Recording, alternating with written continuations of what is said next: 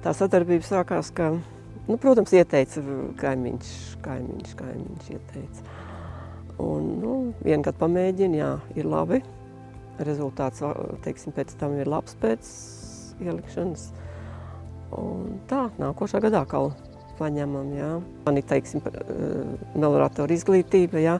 Es, teiksim, pasaku, ko man vajag.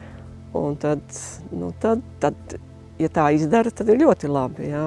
Bet, nu, tie lauki ir jāpazīst un jāzina arī, ko gribi, kā ielikt. Nu, ieiet, uzreiz atnākot, teiksim, jau uz tā lauka, nu, grūti pateikt, teiksim, kā būs labāk.